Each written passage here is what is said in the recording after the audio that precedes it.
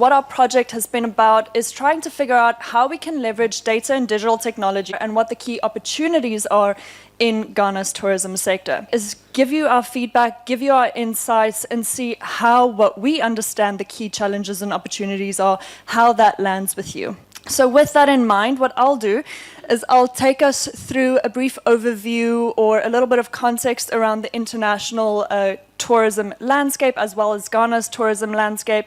Then I'm going to take you through our approach, and this is really important because we need to make sure that we're all understanding and fully aware of the causal link between data and digital technology and growing the tourism sector.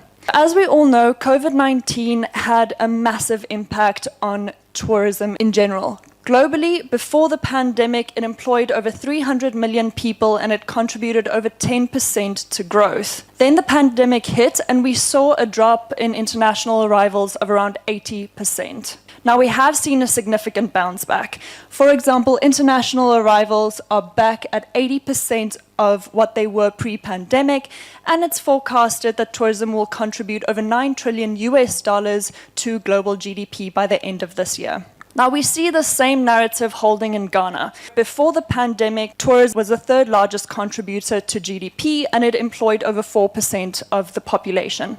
Then COVID hit, which had a negative impact on the industry as a whole, but we still see this bounce back. We still see that currently tourism arrivals are back at 81% of what they were pre-pandemic. So it's really looking good. And the way in which that bounce back has been facilitated was by tourism sectors prioritizing drivers of recovery and drivers of growth. What we've seen is tourism sectors across the globe have been trying to build back, not just to get the tourism sector where it was before the pandemic, but we want to build a tourism sector that's more resilient and that's more sustainable. So what that means, they've been promoting domestic tourism, so we're not so reliant on what happens in international space. They've also restoring traveler confidence. So for example, you'll remember when you wanted to travel freshly after COVID, you had to prove that you were vaccinated, you had to wear a mask, and you had to practice social distancing.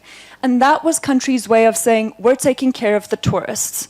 We're making sure that you feel prioritized and that you feel safe enough to return to our country. So it's building that trust and it's strengthening that perception that the country is prioritizing tourists. Now, more importantly for us, is they've been prioritizing increasing information to tourists and aligning to tourist preferences.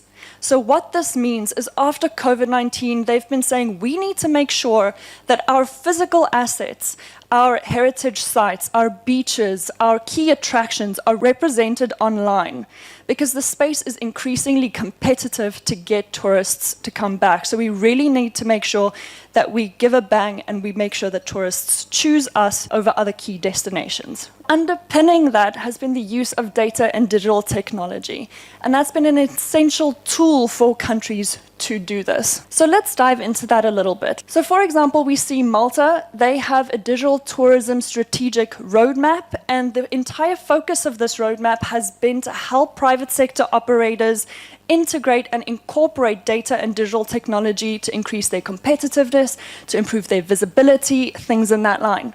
But it's not just about adopting, it's about making sure that the environment is ready to adopt. So what we've seen is America, for example, their central bank has launched a 5-year plan to provide funding specifically for tourism operators to innovate using data and digital technology. In Sweden, on the other hand, they said, you know, our population isn't 100% ready to adopt data and digital technology. We need to do a little bit more to prepare them. So what they've done here is they've launched skills program, awareness programs, and other initiatives to increase usage. Now, these kinds of initiatives have really set the tone, and it's encouraged public sector or private sector operators to follow in the same trend. And this has been happening on a scale. We've seen this happen on a platform where there are essential tools that you have to adopt in order to be competitive. For example, contactless payment systems, having a digital presence. It doesn't have to be a website, but being online somewhere, social media or so forth. Also something like online bookings to make it really easy for tourists to engage. So this is the beginning of the spectrum. This is our really essential kind of tools, all the way through the spectrum to your more advanced, more innovative tools. For example, at the Marriott and at the Hilton in some countries, they have their own apps.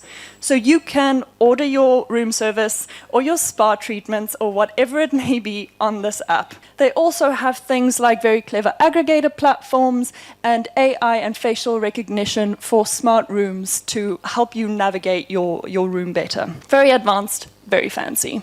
But it's not just the public and private sector that's driving this, because obviously they stand to benefit increasing competition and increasing their visibility.